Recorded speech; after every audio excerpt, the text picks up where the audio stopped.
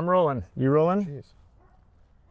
Oh my goodness. We have with us today, Keith, Tell me, Ben. self-proclaimed, professed #1 fan and friend who was there from the very beginning of the podcast, Sally O'Grady. Hi, so I like the coffee, but I'm just putting it away. Sally Guardado may be our #1 fan. I'll let her attest to that or not, although it is self-professed. She told me that. But I like to think of Sally as documentary filmmaker extraordinaire, commercial production company owner, strong-minded, not afraid to tell you her opinion, good friend who I sometimes walk with, and rub that in. and an alumnus of the AFS Doc Intensive Laboratory, which is where we met probably 5 or 6 years ago. Mm-hmm.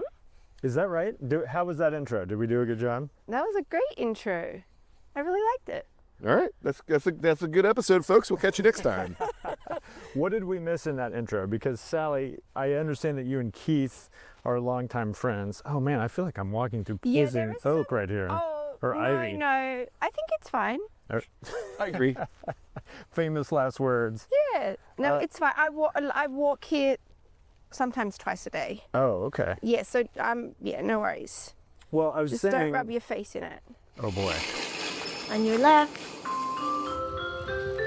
You're listening to Doc Walks with Ben and Keith. Where the S are we? So this is technically Walnut Creek, I believe.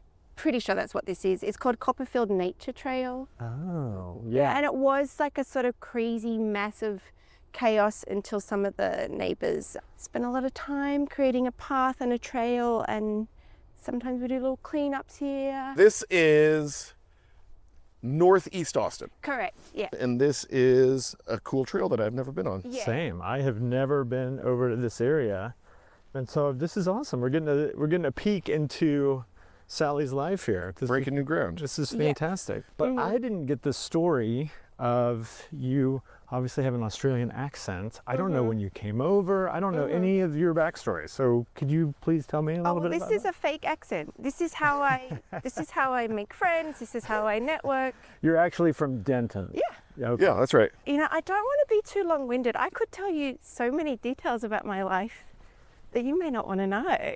Well, I mean, this sounds pretty juicy. I think I'm already very interested. Do you like that as a little tease? Yeah. Okay, so yeah, be careful, friends. Yeah, this is, we are hiking here on Doc Walks. Okay, so I grew up in Sydney. I had a life there. I was interested in film from an early age, but then sort of pivoted a bit to getting more interested in social work. Yeah, I read that you worked with it was like sex workers. And people who had drug problems. Exactly. So that was a great interest of mine, but that's a very hard field. I just realized truly I was interested in film, and I moved to New York in 2003. From Sydney? From Sydney, yeah. Interesting. Because I had a good friend who'd moved there, and she said, you should move here. It's really easy, much easier than you would imagine.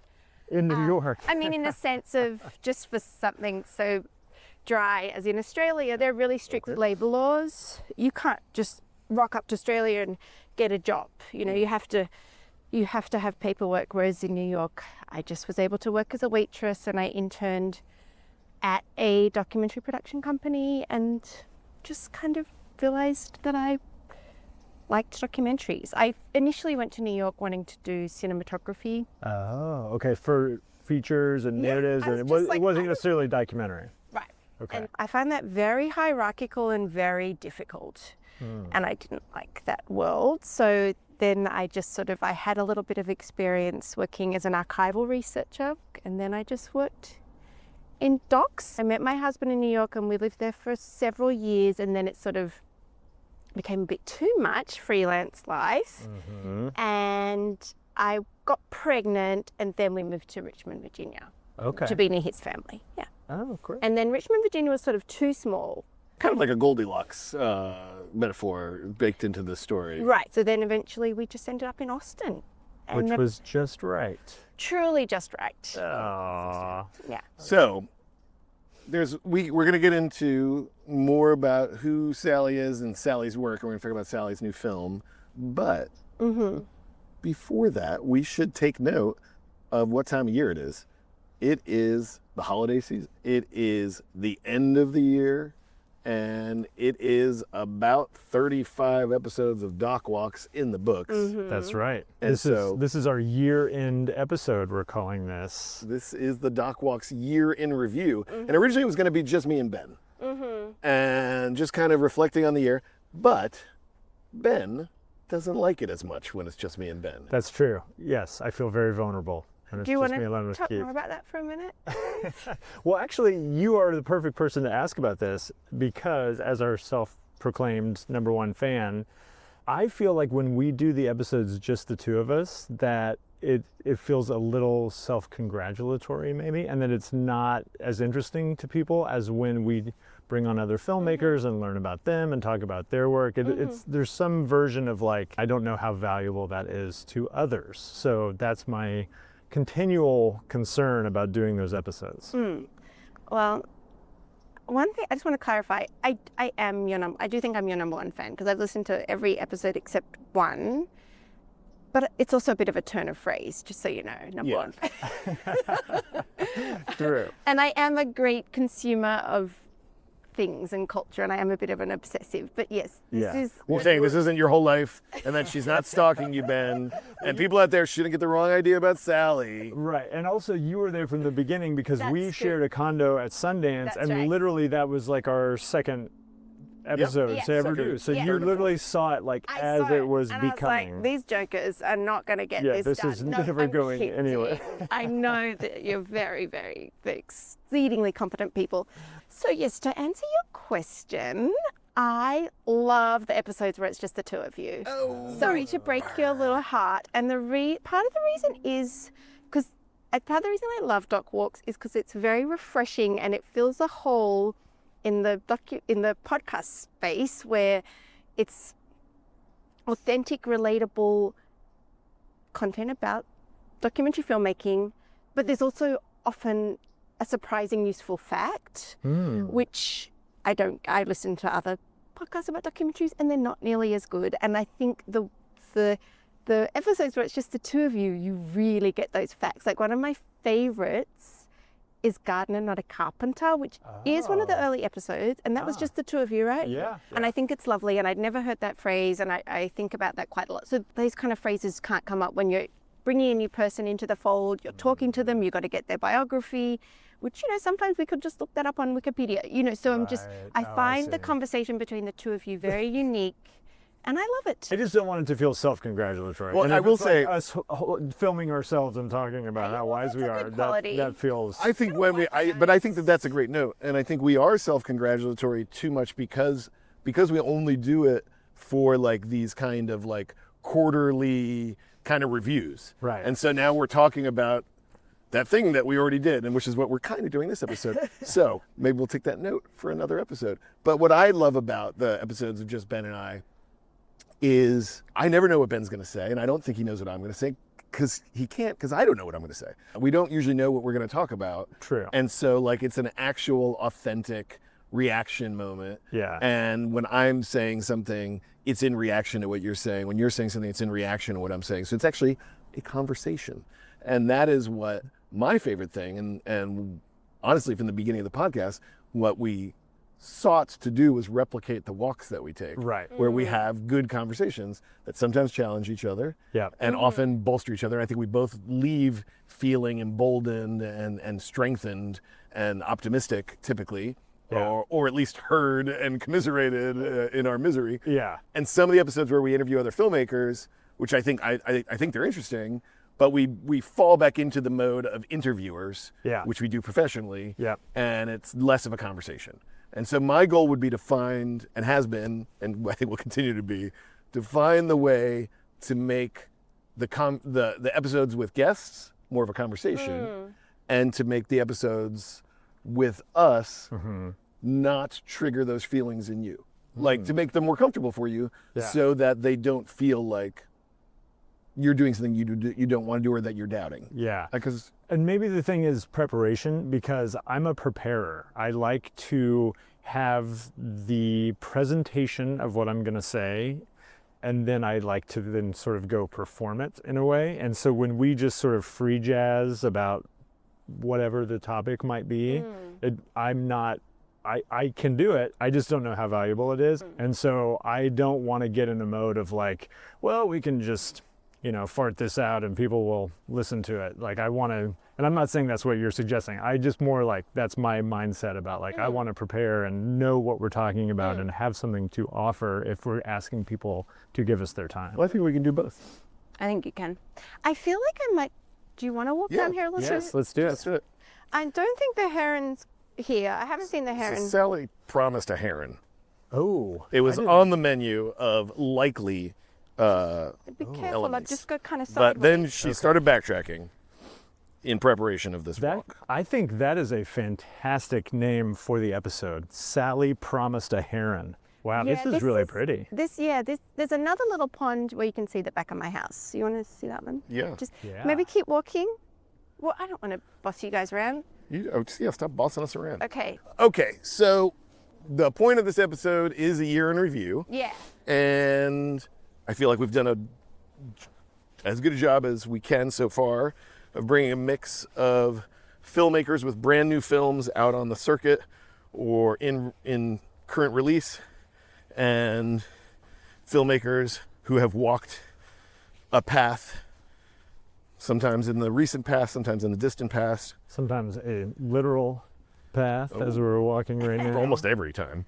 Pretty light. Oh, that is so pretty. Yeah, the sun coming through the trees. Look at that. There's some weather phenomenon happening today. Sorry to digress. It's solar flare something. Solar flare something. Yeah. Really? How adventurous are you feeling? I am always up for an adventure. All right, let's do it. Okay. So like I said, Ben likes to prep, or as he said, he likes to prep, and he did prep for this conversation, sharing a game that his family plays that I don't know anything about, and I don't think Sally knows anything about. But before we do that, can we please just talk about this fucking amazing tree? Yes, this is the tree. Okay. I know not much about this tree, but it's beloved. We love this tree. This is really fantastic. Look Yeah. at this. It's really beautiful. And if you're feeling really adventurous, which we don't have to be, if we cut through this trail, this kind of little creek diagonally, that's my house. So Ben doesn't want to do that.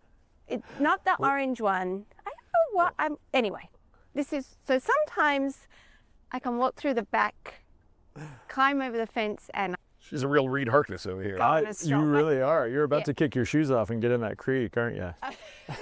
Oh, I really love that episode. Reed's the best. He was, oh my goodness. Really That's one of my interesting dude. favorites. So, Okay, but I don't want to. I do look. Some people are listening to this show and they don't know anything about this fucking tree. Yeah. And we just said it's great and it's beloved, and I'm sure it is. But let's describe this tree. Let's do a round robin Okay. of words that describe this tree, and I will start out by saying it is spray painted blue, which I don't love, but at this moment I am glad. Sally, you want to go next? Oh, it's gnarled. Gnarled. It is and I will finish up by saying it looks like it has been here for an exceedingly long time. And Yeah. it has these sort of beautiful tentacles that go in all directions that have different degrees of green branches coming off of them. And this tree looks sort of magical for that reason. Well, it is a not very healthy, very old live oak. And the reason why you can tell it is not very healthy is because most of these gnarled branches do not have live green leaves on them. But a couple of them do up top, which lets us know that it is a live oak, which is the tree of Austin. And almost every time we stop and admire a tree, it's a live oak. It's a live oak. Yeah. Because the arms just reach out and grab you. And they look like they have a story to tell. They really do. Yeah, and as storytellers, we recognize a good story when we see one. Yeah, and sometimes a good game. And Ben's got a game that he wants to play for our year in review. What is that game, Ben? That's true. So at our house, at dinner time, I have a 6-year-old and a 2.5-year-old. And what we like to do is play this game called High-Low-Buffalo-Mitzvah. And we all go around the table and we say the best part of the day, which is the high, the worst part, which is the low, or the not so great part. Yeah. The buffalo is something funny or Okay. something interesting Cute, that yep, happens. yep. And then the mitzvah is something nice that we have done for another person, the earth, or an animal. No. So Lovely. when we were thinking about what could we do on our year-end review, I suggested we could do High-Low-Buffalo-Mitzvah for the year, the first year of dock walks. How do we do it? Do we all do a high, then we all do a low, then we all do a buffalo? Normally what happens at our house, and this is not how we have to do it, is that it goes by person. So one person would do all four, and then we go to the next person, and the next person, and next person. But I think for maybe our purposes, it makes the most sense if we do high, and then everybody does their high, and everybody does a low. Yeah, okay. So we can mix it up that way. Okay. Let's hit the road while we do it. Okay, that sounds good. Okay, so Sally, since you are a guest of honor, would you like to lead us off? Okay, my first high is Diane Quon. It was such a good interview. It was good because it was one of your early episodes. One of the things I liked about it most was it was sort of like the vessel and the subject were all intertwined. So it was like we had this moment where Keith, I think, conducted the interview, and she was talking about something really devastating, her son dying. And it was just this really beautiful, sensitively conducted interview in a crowded space, a difficult thing to talk about. And I just thought Keith did it so deftly. And then the result was that it was a really great sort of segment with her. So not only just her story's interesting, right? Which do you want me to?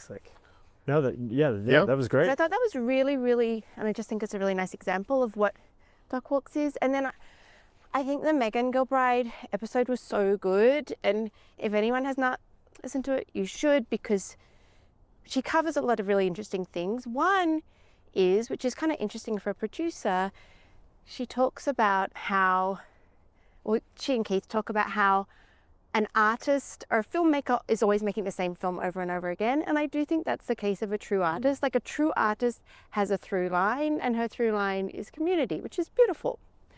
And but then she was very funny. Like she said 5 times, just make fucking cinema, which was a.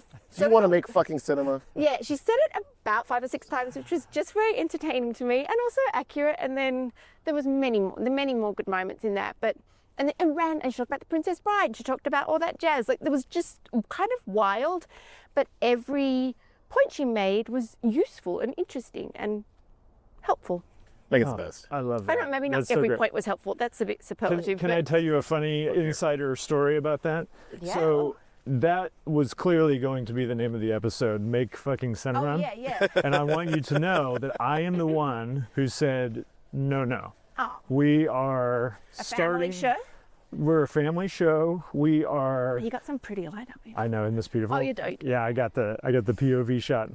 We are reaching out to sponsors. Oh, I we see. are asking celebrity guests to come aboard. I believe I accused Ben of clutching his pearls during our strong disagreement on that. Strong disagreement. And Keith and I have gotten into a couple of, I wouldn't call them fights or not even really spats, but we've gotten into. They're definitely not fights. I just want to be clear. Some strong disagreements. Yeah, well, that's part of collaborating. And that was one of them. And, But I also learned something in that I never got a chance to share this with you, Ben.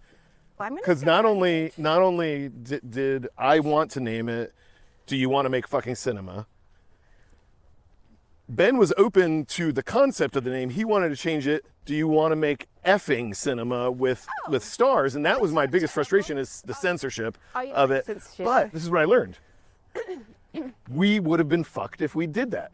Oh. Because Wait, which way? either way, Okay. your concern is right. That at least an Apple podcast, Megan looked it up. I told Megan about the conversation, and she's like, oh, I've had this conversation before. Yeah. And she looked it up. Apple Podcasts will not platform things with curse words. curse words in Yeah. it, but they also won't platform things with censored curse words in it. That's funny. And you know what? And so you were right. My argument about it was that, listen, I made Winnebago Man, which is full of obscenities, and we dealt with this constantly. And so there was always the conversation around not safe for work versus safe for work. We had to make different versions. It was a total pain. And so my point was, if we want to reach an audience with this show, which we're trying to do, we should just avoid the issue entirely and name it something else. But that was clearly the best name. I didn't like the idea when I found out that Apple wouldn't make it available to people. Yeah. And now I'm just pissed at Apple and no longer pissed at Ben. Hey, so it's a win. It's a systemic issue. I will just warn you that these are some gnarly little roots, and I've tripped twice recently on my little jogs. So Oh, I you don't. jog back here. Wait a Just doing a little trail run. Yeah, nice little humble brag there. I like that. I know. When I I'm back wanted here doing my everyone to know. 1,000 sit-ups. It's my turn to do a high. Yeah. And Yes, one of I my did highs trip. is the Matt Wolf episode. Ah, yeah. And it's high. It's a high for two reasons. One, it's a high because it helped me overcome a fear. And that fear was once Ben got a taste of doing, so just for those who haven't checked out, Matt Wolf is the director of Pee-wee Plays Himself, among many other films.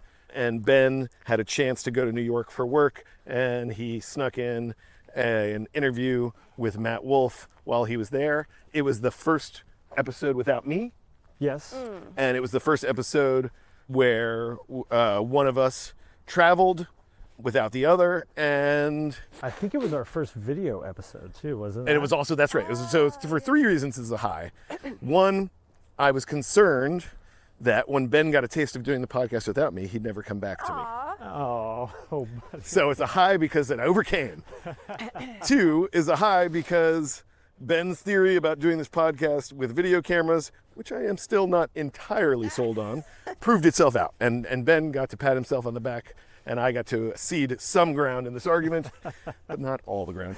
And finally, three, because it's a really great episode, because Matt Wolf, you know, that is a guy who has strong feelings, who does the work for his own reasons, who makes great work, Yes. and who connected with Ben.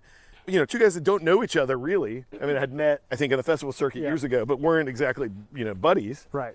And connected at the true core of what this show is meant to be, and frequently is, but in that moment really was, which is two working filmmakers finding common ground to recognize, you know, a colleagueship. And it's what I love about the show, and I got to experience it purely as a watcher and a listener. And on top of that, I didn't have to edit it because I wasn't there for it. And so, Can I just tell you that I am shocked that that is your high. I love that so much, and you have just thoroughly surprised me what I'm because here for. because I know that that was Oh, look difficult at- for you, and so I'm really, I'm sort of speechless, honestly, that's your high. So that's really interesting, and I love that, and I would never want to do the show without you. Part of the whole thing is that we walk and we have this relationship, and that to me is what I think is interesting and I value and I wanted to do more of, which is why I wanted to start the podcast. So self-congratulatory. Thank you, Ben. No, it was great. It's a really great episode. And, you know, as the year went on and, you know, we're rolling into award season, you know, Matt had a great year at the Emmys.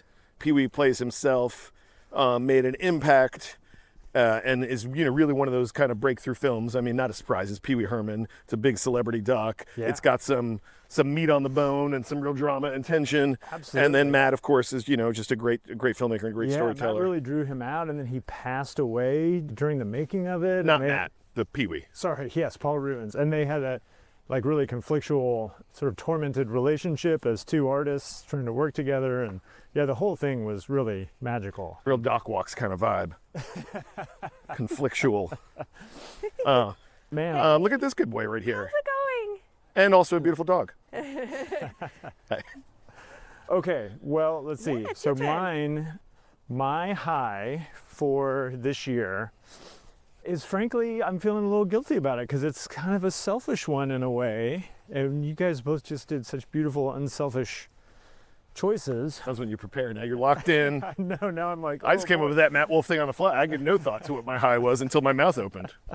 Okay, see, I'm learning. This is a growth moment. My high was getting the chance to celebrate Maureen Gosling because I often credit Les Blank as being one of the main reasons that I love documentary filmmaking and that I became a documentarian.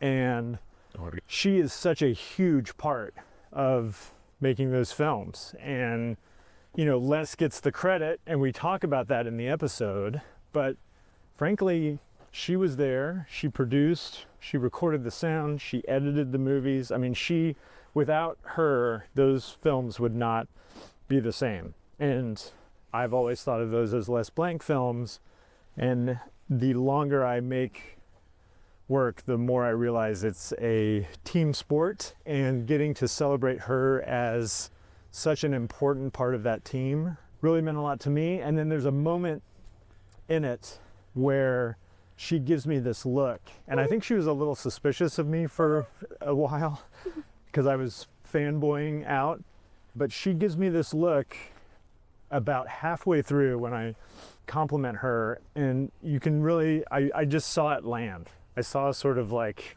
how much the work meant to her register on her face, and it made me feel great to give her that spotlight. Awesome. Yeah, that was my high. Another lovely episode. Let's talk about the lows. Yeah. Okay. All right, so Sally, that means you are up. So what would your low moment Oh God. in Doc Walks Okay. be? I'm gonna do. Yeah, Do you want to pause? This is Yeah, not let's the just best. do Oh, that. we can just Oh, pause here. this is really pretty right here. Look at this. How did Ben die? Well, Nobody knows. He went on a walk with friends, but they said they didn't see what happened to him, and his body was never discovered. Because we were talking about the lows of dock walks. We got very my low of heated. Doc Walk is when Ben fell off that cliff. And we just ran because we didn't know what to do. So, do you know what the Bechdel test is? Oh, I sure do. Oh, remind me. I don't think I do know. Well, the Bechdel test was created by a woman called, I think, Alison Bechdel. She was a comic book artist, and she just created this metric about the representation of women in film and television. And it goes on a scale, but essentially, if a woman is on a TV show to sort of support the man romantically, or to kind of develop the man's character, then it's a low score. And the only way to get a high score is if the woman is in the production and she's the central character doing all the fun stuff, being a protagonist. And I think you guys really failed. I'm sorry to be so harsh. No, we need it. We're here for You've it. done 32 or 33 episodes. Yep. And you have 8 women Ooh. You who are by counted. themselves. Correct. I know it feels like more. I know it feels like more to you guys, but it's only 8. I'm not counting Amanda McBain. Sorry, getting a bit emotional. And that incredible woman, Colleen Cassingham, Right. because they were there supporting a man. And also you had 3 women of color only, and 1 black man. Yeah. So you just need to, I know it's hard, I know that you've been trying, and I know that maybe it's hard to schedule, Yeah. but you just need to try harder. And it's not about parity. You know, we're not going for parity, we're going for corrective bias. There are Right. less women in filmmaking. And any way we're impacting the culture, we need to help. And, you know, also just help people who are less privileged, right? Yeah. People who don't see themselves represented in Yeah. the culture. I hear that, and that's a fair criticism. And I will just say, and I don't mean this offensively, but I do want you to hear, and I want all our listeners to hear, we try so hard to schedule a diverse roster. And there is an interesting gender divide, and I will be so bold as to call it that, because it is very difficult to book women on the show than it is to book a man. And I have noticed, and I know you're giving me that look, and I probably deserve it. Men, when they are asked to jump at the opportunity, women need a lot of coaxing and aren't necessarily comfortable being on camera or talking about themselves. And I think that is a difference. And I have noticed it as somebody who is trying to book weekly guests on a show, that there is that is pretty consistent. Middle-aged white men jump at the opportunity to talk into a camera. Without a doubt, we've had almost nobody say no. I know, that's true. And the people who have said no are all women. The point stands, and Sally's absolutely right. We just have to try harder. Yeah. And I don't think, I don't know the exact numbers. I'd be really curious. I think women are much more highly representative in documentary film than they are in scripted film. That's true, And because it's women of color lower paid. certainly are. Yeah. Bringing up who we're booking and how we're booking them is an interesting thing. It's a good note. You're absolutely right. We will continue to try. Keep trying. Yeah, so You know. please, if you're listening, we would love to host you or other filmmakers that you think we should have. And Sally, if you want to give us a list, we would love to reach yes. out Yeah. to those I do people. have a So we are list. in support of that and actively trying to correct it. And I will say that our Sundance episode, Man on the Streets, both Sue Kim and Sarah and Muhammad, who made Cutting Through Rocks, which is having a great, end of real year moment, kind of, are people that we would love to get a chance to do more than 3 minutes on the side of the road with, like we did at Sundance And we hope this year. to correct that, this year. So it's a great note. I mean, this is what, look, we asked for lows, and I appreciate the honesty. Let's keep walking. Keep walking. Okay, so Keith, Yes. what is your low? Oh, geez. After that, what is my low? I'm gonna punt to you, Ben. Okay. Since you're prepped. Well, we haven't consulted with each other about our lows, so I'm going to ask you, how revealing should I Ooh, let juicy. the audience or let this answer be? Because we have had some off-camera moments. Should we talk about those? You should talk about absolutely anything you are interested in sharing and talking about. I have nothing to hide. And all I would say is, as long as it won't hurt somebody's feelings who isn't here to jump in. 100%. Yep. So Keith and I have been longtime friends, but are new collaborators. And there was one moment in particular during an episode that will not be named, and I won't talk about who we were interviewing, but where I took something that Keith said very personally, and I got very thrown, and I sort of shut down for a minute. And During the actual episode? during an actual Oh, episode, wow. and I think it's edited around, and I don't know that even had we not, I don't think it took a lot of editing even really necessarily, but I definitely just sort of energetically, all the wind went out of my sails. And we finished up the episode, and then he and I were able to like talk through it. But it was a low for me in the sense that I wish that I would not have been quite that thrown, and that I could have not let the sort of emotion of the moment overtake me, and instead stay present. Oh yeah, watch Let's this. hang here. Let's hang here. Yeah, this is a good. This way we can triangulate. Yeah. So that would be my low, but in a sense, because we were able to talk through it right afterwards, and you apologized and we hugged it out and it was all fine, I think in that way it was also a little bit of a high, because it was the first moment of like true conflict between us that felt like, oh, we were able to resolve that pretty quickly. So that would be my low, was just the way that I reacted in that moment. Yeah. Yeah. And I know that's a lot of ambiguity, and because we're not going to name the episode or the person or the moment, it's going to be hard for listeners to maybe key in. I'm going to give just a little bit more color to the moment. Ooh. Yes, I used a tone with Ben and shut down a line of inquiry that he was pursuing in a sharper way than he appreciated. I apologized for it, one, because I'm a mature person who doesn't want to hurt people's feelings and doesn't want to put people in a situation where they feel that. I've done that plenty of times in my life. I will probably do it plenty of more times. And so I'm usually quick to apologize when I recognize I've hurt somebody. But that moment was born out of a difference between Ben and I, is that the person that we were talking to, I had a closer understanding of. And I recognized that we were treading into territory that wasn't comfortable for that person. Right. The person, I thought, had given several hints that they weren't, and I had tried to give several hints to kind of guide us off the conversation. Right. Ben did a very strong recenter. I was like, I really want to know this though. And I did a strong shutdown. It was not my intention to shut him down as strongly as I did. It was not my intention to make him feel that way.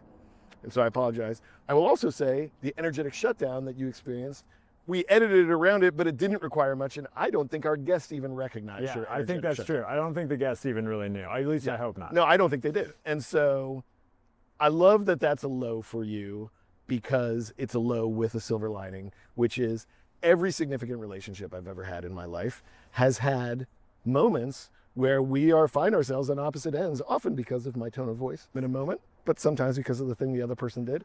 And every significant relationship I've ever had, we've been able to find a way to recognize, even if we can't agree, to recognize the humanity in each other and to end up stronger because we talked about it. Right. And didn't let a thing hang in the air. Yeah. And that's something that's really important to me. Oh, I'm glad to know that I'm a significant relationship in your life, Keith. Well, you're Look at that. 33 episodes or more and going. I don't even know where we are. I can't keep track. Dayton will tell us. Dayton, what episode is this? Dan's like, yep, That's a good low. that's And my low. thank you for sharing that. Absolutely. And I'm glad that we were able to work through it. Was that your high? Pretty much. Anytime I kicked him in the knees. Okay, so it's my job to come up with a low right now, and to be honest with you, as a person who is critical of almost all things in life, I'm having a hard time like pinpointing a moment that I said like this is the low point for me of this show. I think Sally nails probably the number one thing that we talk about when it comes to guest booking. And we've already talked about something that matters a lot to me that I would tie to kind of like a low, whereas like the show isn't fully reaching my hopes and expectations yet, which is wanting the episodes to feel more like a conversation and less of a pointed interview of a visiting filmmaker who could or couldn't care that we are also filmmakers. Right. I think that's my low. I'm not going to name names, but there have been a couple guests where the fact that Ben made a genre-defining film that had traveled all around the world and has had lots of experiences as a grad student, as a filmmaker. He went on fucking Jay Leno's show that, owns a production company that shoots spots all around the country and has worked with major clients, and he's worked with major musicians. And the work that I've done that gives me any ground to stand on. There have been a few guests that seemingly either didn't know or certainly didn't care and just treated us like we were any interested journalist. And while we certainly are interested, I always make the point that we're not journalists. And my goal for the show is that it's filmmakers meeting to talk shop just like we would in the Filmmaker Lounge at a small regional film festival with nothing else to keep us busy for the weekend. And so I guess maybe that's my low. And it's an aspiration to continue to work to find those conversations and to invite the audience further into the conversation, which is part of the reason why I mean nothing diminishing Sally by calling her the number one fan. Again, she called herself that. But what I love about getting a chance to talk about the podcast with Sally is there's Sally and there's another filmmaker who we need to book on the show in the future, Madison Hamburg, who are working filmmakers who are out there like fighting the same battles we're fighting all the time, who have listened to a good amount of shows, and we get to continue the conversation kind of off camera. And that's what I love, is like when Sally and I catch up, she brings up little things that happen on the show. We talk about what happens sometimes off the show or behind the scenes. And I'd love to have more of an interaction with others in our audience. We just want to like connect. That to me is what this is about. Yeah, that's a good point. I think listener engagement means so much, at least to me, like to know that people are listening to the show and like it, and that, ultimately I like the idea of this being like the podcast that I wish existed when I was first starting. Yeah, I agree. And so I would love to connect more with people who are listening to it in that way. So let's, in the spirit of trying to go a little faster, let's do the buffalo. Oh, is that the funny thing? That's funny or interesting or like just kind of like a quirky tidbit. Oh yeah, my favorite was, well, first of all, I think Matt P. Wolf is so great. And I didn't realize that he was the first one where you did a video, but I just loved that he was a little bit vain. It just really cracked me up. He was like, oh no, I'm not looking my best this morning. And it just was so fucking funny to me somehow. Can I tell you a funny moment from that I still cringe at when I hear, which is so small, but we go across this bridge and it's this beautiful, I guess we're on the East River, I don't know. But we cross this bridge and we're looking out and there's these beautiful like boats ripping around, and I go, oh cool, what is that, a tugboat? And he's like, those are ferries. And I'm like, oh no, yeah, of course, duh. Like, of course they are. That's like, what? Not that. I feel like that's. Well, I know. That's one of those moments that like, I'm just like, I'm such an idiot. No, like, of course those are ferries and not like ferries, tugboats. But I appreciate, Ben, you sharing that, because now I have something from my back pocket. Anytime Ben seems like a dipshit to me, I can just say, what is that, a tugboat? Like, what am I, living in a children's? I'm going to jump into Buffalo because I just used the word dipshit. And something that surprised me in the pilot episode of the show is kind of the tone that emerged. Like, I hear my voice when I do these things. I have to edit these things, and I hear my voice, and I'm like, God, you're really trying to put on a show. And I'm doing it now. I can't fucking stop myself. when the mic is on. You have like an on-air voice? Oh, definitely. Like, I don't think like I'm this animated when I'm on a walk. That's funny because doing this with you, I don't necessarily agree with that. I feel like, of course, we're very aware of the cameras, but like, I don't think that there's a huge difference between you on camera and off camera. Okay, well, What do you good think? enough, good enough. Do you answer? I think there's a slight difference. I think that you are a little more animated. Well, anyway, my buffalo was just going to be about the thanks. The buffalo thing was just going to be about, if we're talking about buffaloes, let's talk about birds. And like what came out on that pilot episode is a lot of talk about birds. It gave Ben an easy poke into my ribs. It's no tugboat, but and the thing is, like, I like talking about birds, and I also like what emerged from that. Neither of us did any planning or any prep, but definitely the biggest piece of feedback we heard on the pilot was people really liked it when we described the world we were seeing. Yes. And people liked hearing, you know, the interaction with the atmosphere, and that taking the show on the road literally had like an effect that I don't think either of us planned for. It's one of the downsides to me about the video side is you don't feel as compelled or drawn to explain things because I'm literally looking at the picture of it on my camera right now. Yes. And I know you can probably see it if you're bothered to look. That is interesting. I didn't think about that. Should we walk on the street, by the way? But that's, Oh, yeah. Oh, anyway, that's my buffalo is, yeah. I love the tone that the pilot struck Another nice tree. and that it brought out us talking about the world and talking about birds, and it's made me pay more attention to flowers and street names and trees and people's dogs and each other. My buffalo is going to be very specific to the moment. Right now, we are living in what feels like this sort of new era where content is now more important than movies. And I've never thought of things as content. I've always thought of them as a TV show or a movie or whatever.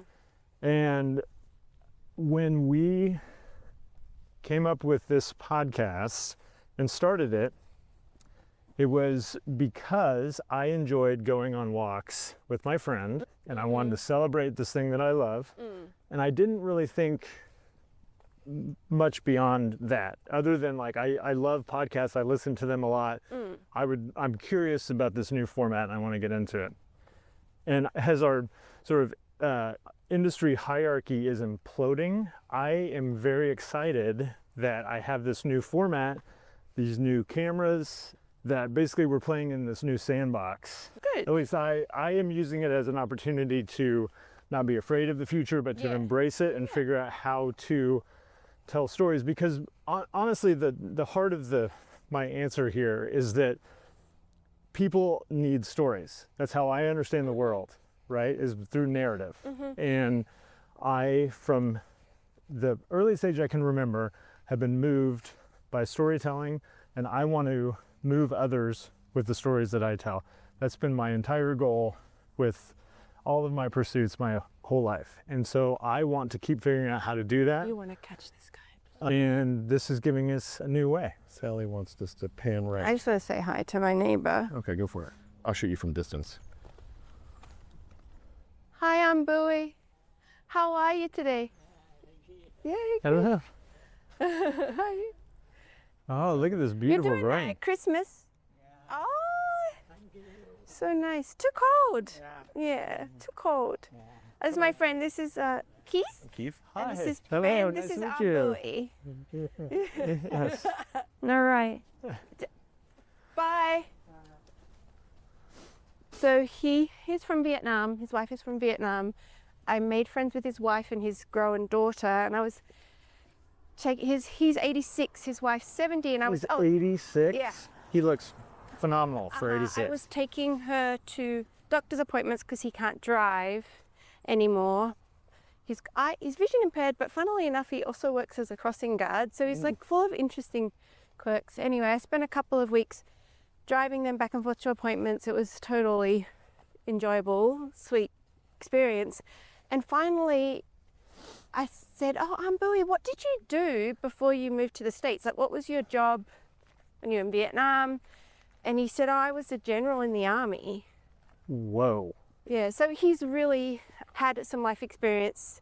He's very fit and very tough, and yeah, I'm really curious actually to learn more about his story. Well, that is a mitzvah right there. The fact that we just had a chance to meet on Bowie. Yeah, you're full of mitzvahs, and you're taking them to their doctor's appointments. Good on you, Sally O'Grady. Well, whatever. Here's Well, a mitzvah. okay, Can I give you a mitzvah? If you were listening here in the 30s, episodes 29 through 35, you will find more Ben alone episodes than we have had historically. And the reason why is because Ben has very graciously allowed me some space to get down to brass tacks here at the end of the year and get my 4 different development projects in front of people, apply for grants, which I hadn't done in a while, submit to programs, schedule generals, get to pitching, and Ben and Dayton Thompson, you know, I got to give a shout out to our Dayton. silent and invisible spine. And that is a mitzvah, and it has bore fruit, which is, I had a pitch last week on my number 5 project, a project that wasn't even in the hopper a few months ago, but it's something I had developed during COVID 5 years ago and had put aside and then was reminded of, picked it back up, dusted it off, cleaned it up a little, worked very closely with Go Valley intern Julie Rios to create a sizzle, and with Megan Gilbride and Veronica to get it in front of some producers, and we are being offered a development deal Awesome. on the number 5 project. Good for you. I found out on Friday, and I'm looking for legal paperwork this week. Who knows what it'll be? It could be a terrible deal. It could be something I scoff at. But I don't think that'll be the case. I think it'll be a real opportunity. Do not tell me Sally O'Grady. She delivered on the heron. Oh my God. Then you zoom in. Okay. Tell us about this heron. I don't know much about it except that it's a magnificent, long-limbed Blue heron. blue heron. Do they have limbs? I don't know. It's just magnificent. It's almost a little cosmic. Whenever I see this creature, I feel very moved in a way that I can't articulate. But I love that the heron came on the heels of your story about this cosmic, wild It development reminds me of another mitzvah, which was Rena Effendi's butterflies. Yes, I was going to bring that up. That's The new symbol. So that's our mitzvah right there. Look at that blue heron. Beautiful. And a little turtle here on Sally's Pond. Turtle. Sally's Pond. Here on Sally's Pond. All right, so where are we? Are we on our mitzvahs? Yes. Okay. Sally, I'll do mitzvahs. well, I'm going to do mine really quick, which is just you. Like you being our number 1 fan, you doing this episode with us at all. Like this isn't a mitzvah that I'm doing for you. You're doing a mitzvah for us. So that's my cop-out answer. Sweet. And and I will just say too that like I hope this whole podcast is kind of a mitzvah to like celebrate again this art form that we love and the people who make it. And so that's my easy cheesy answer. The heron's about to. I got it. I think my mitzvah was Oh, it's about to go. It's about to go. Here it comes. It's about to go. Go, go, go, go, go. Whoa. magnificent. Look at that like slow motion, like getting ready. Changed his mind. It's gonna stay here. That was just a yawn and a stretch, maybe. I did like that about the pilot episode, that I thought it was part nature documentary, part nature audio documentary, part podcast about documentaries. Oh, that's nice. Well, and look at us now. We're sitting next to this beautiful pond with all the leaves changing colors. I mean, this is the most autumnal spot in all of Austin, to be honest with you. Like, Austin doesn't really, the trees don't really change colors. What? It's like we're in Connecticut for a little tiny frame of this. We're like a Norman Rockwell painting. Oh, right. That's nice. Sally's Pond. Sally's Pond. On Sally's Pond. I mean, that's another great episode title, honestly. Maybe from the 80s. My mom loved, I love loved On Golden Pond. I don't know if I've ever seen it, shamefully. It's, you know, we always make fun of me, and I make fun of myself, and Megan and I, it's something we share in common. As small children, I've talked about this before, maybe not on the podcast, I was obsessed with middle-age ennui and like characters going through existential crisis. Well, we got a lot of that, like Cocoon and Close Encounters. Like Yeah. when we were kids, those movies were big. Yeah. I love those stories of like couples disintegrating before your eyes and trying to figure out what's next. Kramer versus Kramer, irreconcilable differences. Ordinary people. Totally. Oh my goodness. And like On Golden Pond is like the geriatric, version of that. It's like coming to grips with the end of life and a father and a daughter who have never really quite gotten along. And the real life, behind the scenes story with Henry Fonda and Jane Fonda kind of roped into that. I mean, that movie is very powerful. Is that what your pond is like, Sally? Well, let's finish on you and your movie that is playing at AFS soon. So one of the things I'm so excited about, see, this is it. Every time I get the microphone, let me tell you about the thing I'm real excited about, folks. That's how I feel like afterwards. I'm like, Jesus Christ. It's a mitzvah to have Sally on, like Ben said, for a lot of reasons, and certainly for her support and friendship of this podcast. But another thing that makes it a mitzvah for me personally is that Sally's film is finally going to be available to the public. The Trouble I See, which is the reason we met all those years ago, 5-6 years ago we met, we're not sure when. And you had been working on the film at that point more than 5 or 6 years. So this is a journey from idea in Richmond, Virginia to lots and lots of ups and downs through the years to finally not only finishing a film, but having something that you're excited and proud of that is going to be up on the big screen here in Austin on January 14th and available digitally all around the globe. All around the country. All around this country. Sally's film, The Trouble I See, is a beautiful portrait of families in transition and families like dealing with one of the most complicated subject matters that any family could possibly deal with, and a subject matter that our society still struggles to kind of comprehend and understand. And Sally does it deftly and beautifully. And there are some moments in the cut that I saw many years ago that still stick very deeply with me. But The Trouble I See is a film about two men who are experiencing incarceration and their families experiencing life with a father who is not able to be there in their lives in the way that they intended. And so I'm thrilled that your film is finally getting a chance to be seen by the audience. I will be there on January 14th. I can't wait to see it on the big screen. How do you feel? And what did I get wrong? I'm sure I got stuff right. yeah, how was that? How was that recap? It was pretty nice. I did enjoy not having to do the little spiel, the synopsis, because I'm really, really so happy that the film is complete and out in the world. I am so proud of it. It has been one of the greatest privileges of my life, and it is not hyperbole, that is a fact. To know these families, to experience getting to know them, working with them, making this film, it does feel a bit like I was constipated for 10 years. Like, it's a very, very challenging experience. The subject matter seems tough. I'm sorry to interrupt. The subject matter, yeah. But also I think I would just like to say that I would also like to normalize the time it takes to make an independent documentary feature. It is very common to take 10 years, even longer. And I know, Absolutely. I know that, we're career oriented, and so we may have a goal. I want to make a film every 2 years. It's just not the reality for a lot of independent filmmakers. Right. It's just really, really hard for all the reasons that probably your viewers, listeners know. But mostly it's funding, and then now we're learning once you may get funding, you may complete the film, you may get lauded by your peers, and yet it still has no place to go. So it feels like an immense privilege that it's screening at AFS Cinema and that we actually have a distributor. So I'm just really, really so happy, and I just want to emphasize, Ben said it's difficult subject matter. It's interesting, part of the thing I'm so proud of and happy about, I suppose, for having the experience of making this film, is it doesn't feel like difficult subject matter anymore. I mean, it's heartbreaking. Like, some of the experiences of the participants is heartbreaking. Yeah. But at the same time, when I text them or call them or visit them, I'm like, you are hilarious, you are warm, you are just, these are just lovely people trying to love each other in the best way they can, trying to survive. Yeah. So it's just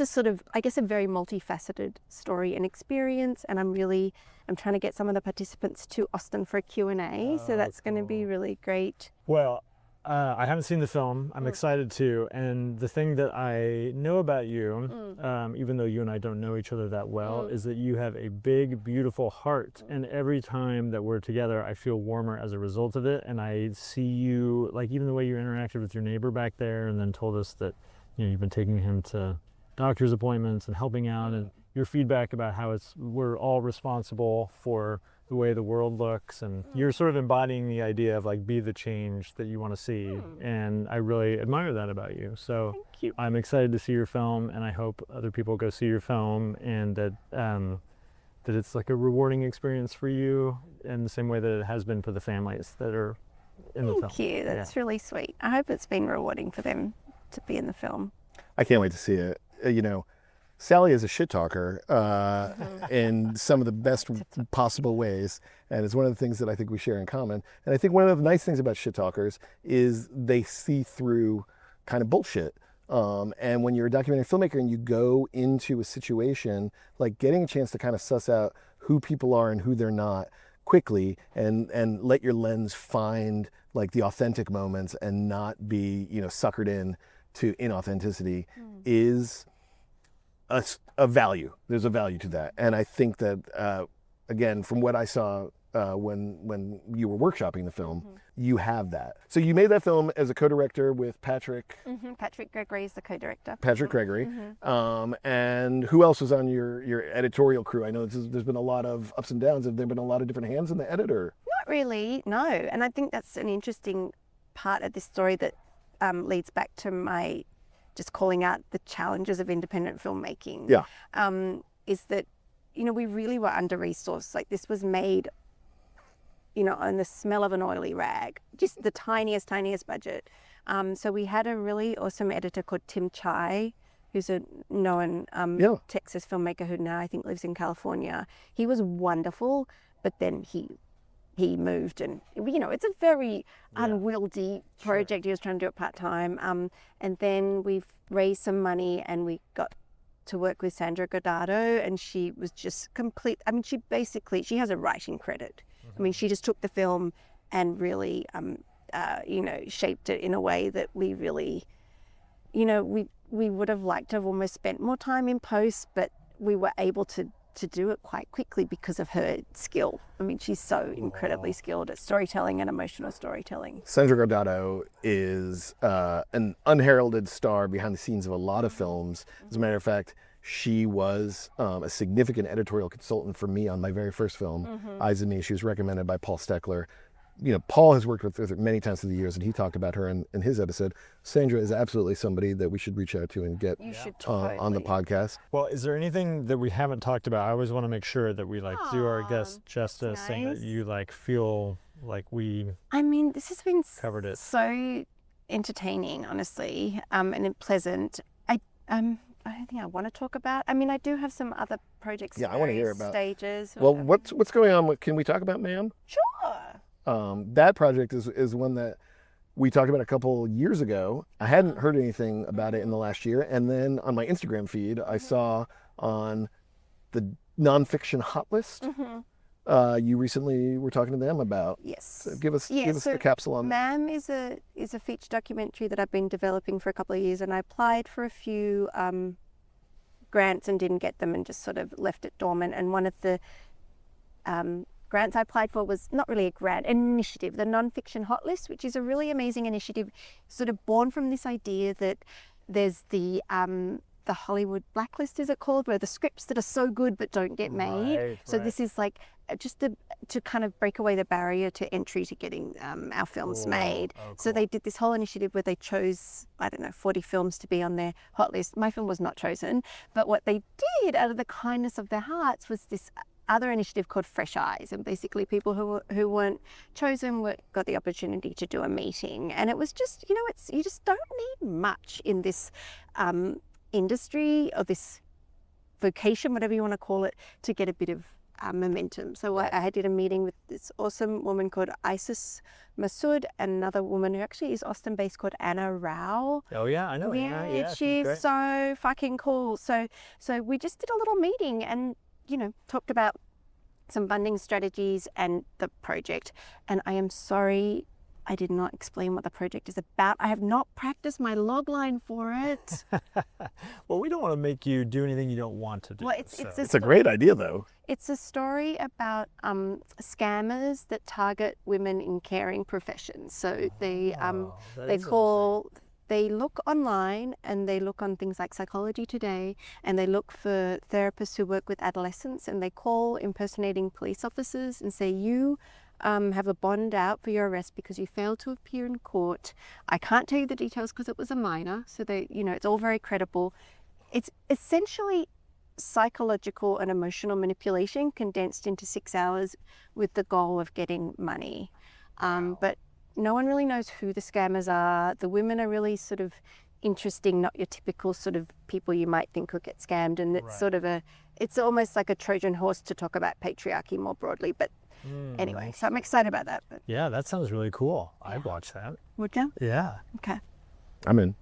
I keep waiting for this heron to fly away as Truly. the end, but I think the fact that we saw it is like A mitzvah. bookend enough, and it is our mitzvah, and you, my friends, are a true mitzvah. I love knowing that that you listen to the show and that you get something out of it, and I love that you are our last guest of the year. It seems right. Oh, that's really special.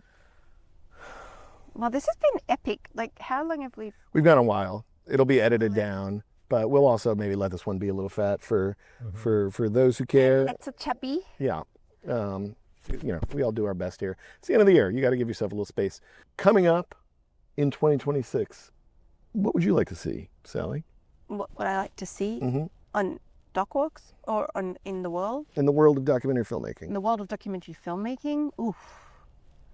Oh, I just touched my mic. That's terrible. Can I say that's a big question, and it's 11:15. I have a tendency to do that. All right, fine. I won't do that. I do like the question, but I feel like I don't even have an answer. Yeah, that's fine. I didn't really know. It was a nice question, though. Thank was you very very nice, much. but we should. I'm sorry to do it, but we should wrap because I have let's just do it. duty Let's- at the bear at noon. Me too. Oh, yeah, I have a new call also. Sally, Mm-hmm. thank you so much for being on our show. You guys. Yes. How did it feel to jump on the other side? I was surprisingly comfortable. Oh, I was a bit unsure because I'm not used to talking. I mean, on, being recorded. Okay. I liked it. It's great. Yeah, I I thought recommend it. Anyone who wants to be on this podcast. Hey, Thank there you go. you. You heard it here. Okay, so that was Sally O'Grady. That was the Doc Walks Year in Review. That was 2025. Next time on Doc Walks, No, don't do our outro. 2026. I That's gotta all I'm get. saying. 2026. Sally's got to go. See you, Sally. Fine, but you can't do an outro. No. with me. We're gonna do it over. Oh shoot! I just hit. All right. So Keith, that was Sally O'Grady. That's our friend Sally O'Grady. That was the Doc Walks first ever year in review. We have recorded this podcast for a year, Keith Maitland. That's right. We recorded the pilot just at a year ago Yeah. today. Is that right? No, I have no idea what day it was, but it sounds nice. I That does noticed during that episode that I was calling it a year in review, and you were calling it year end review. Oh, who is correct? Me. Always. I think a year-end review is correct. We've done this for a year. We're reviewing that year. I think we were reviewing the whole year. It's the year in review. And we That we were did at the also end of the at the end of the year reviewing. Yeah, it's the year in, year end review. So we're both right. It was a December to remember. Is what I think. Sally O'Grady. Oh, you've been holding that one back. The December to remember. Is that from the Toyota-thon? Yeah. The year in, year end, December to remember review. Advertising does work, folks. You've heard it here. All right. Well, thank you to Sally. Thank you to you, Keith. Thank you to you, listeners, and you too, Ben. Oh, thank you. This has been, it's a fun conversation anytime we get a chance to hang out. And it's double fun when you add in Sally and her critique of our patriarchy. And That's true. And we are going to do our best to correct it in the new year. We hope that you guys listen. We hope that you reach out to us. We would love to hear from you on any of our social channels. And really, Keith, you said it really well just now off camera. We want these to be conversations between working filmmakers, working storytellers, working in nonfiction. even fiction. and sometimes even fiction. And we want you guys, the listeners, to be part of that conversation. That's for sure. And so 2026 is coming up. We are taking a break for the holidays, but we're not going to leave you hanging. We're going to drop into the mix 2 re-releases, 2 of our favorite episodes. What's up next week, releasing on Christmas Day? Next week, we have the re-release of the Matt Wolf episode. Matt Wolf, the director of Pee-wee as himself. Matt Wolf as himself, I think is what Is what we called that one. And I'm excited to re-release that one because we get to re-release it uncompressed. So for those of you who watched the episode the first time it came out, we were using a terrible compression rate. The episode looks not great, and we are going to correct that. Depends and on re-release George it. Lucas on you with VFX tweaks. We've AI'd, we've replaced Keith That's right. with Julia Louis-Dreyfus. It's about time. We took Sally's note to heart, and Keith is now a female co-host. I mean, Julia Louis-Dreyfus is like the American sitcom MVP of all time. Oh, yeah. Tied with Ted Danson as most important sitcom actor of our... Yes, and I have a very embarrassing Julia Louis-Dreyfus story that I won't tell you now, It but doesn't I make will. sense to go here. But I will tell you later. That said, we hope you guys enjoy the re-release of Matt Wolf. We hope you have a happy holiday, however you celebrate it, and we will be back next week with more Doc Walks? Doc Walks. Doc Walks. All right, see you then. Doc Walks is produced, directed, edited by me, Keith Maitland, and him, Ben Steinbauer. and co-producer Dayton Thompson. We'll catch you on the trail. Next time on Doc Walks. One foot in front of the other. Stop talking. Follow us at Doc Walks Pod on Instagram, X, and YouTube.